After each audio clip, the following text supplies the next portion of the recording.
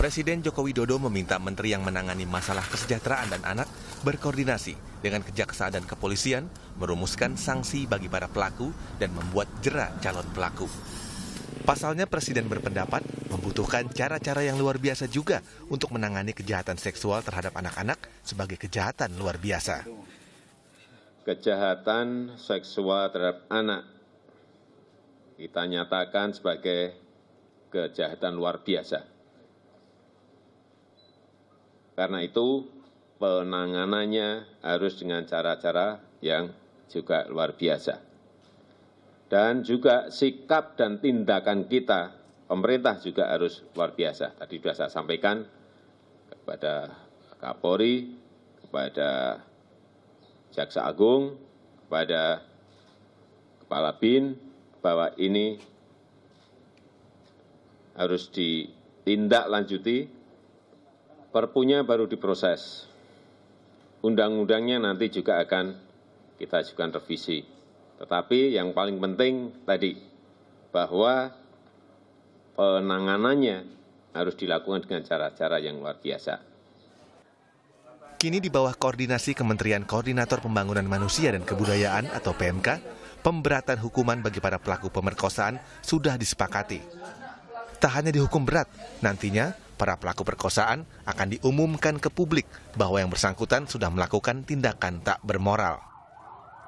Semua kementerian lembaga sudah sepakat bahwa akan diberikan pemberatan hukuman maksimal kepada para pelaku yang melakukan perkosaan atau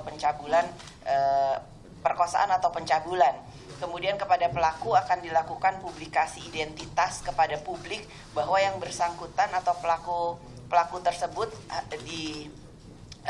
diumumkan setelah melakukan hal tindakan atau apapun yang mereka lakukan secara publik, sehingga publik tahu bahwa orang tersebut memang sudah melakukan sesuatu hal yang di luar hal kemanusiaan.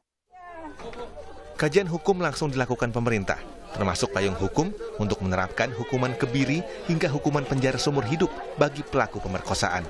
Bahkan, jika pelaku pemerkosaan juga menghilangkan nyawa korban, pemerintah akan menerapkan hukuman mati bagi pelaku.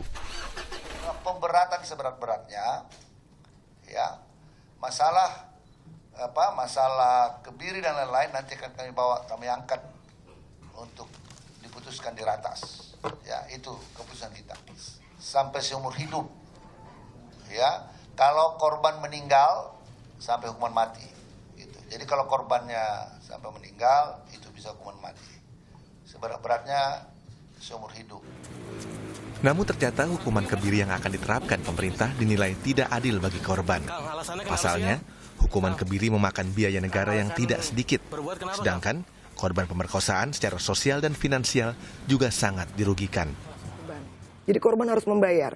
Bayangkan misalnya visum itu 500.000, korban harus membayar biaya visum 500.000.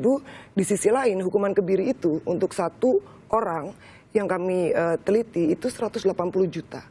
Di mana rasa keadilan bagi korban? Seharusnya korban ini yang 180 juta uang negara itu lebih baik diberikan kepada korban. Gitu. Jadi seperti itu. Hukuman berat bagi pelaku pemerkosaan layak diberikan. Namun pemerintah juga harus mempertimbangkan berbagai dampak buruk yang juga dialami korban, sehingga revolusi mental tak lagi menemui jalan terjal. Tim Liputan Kompas TV Jakarta.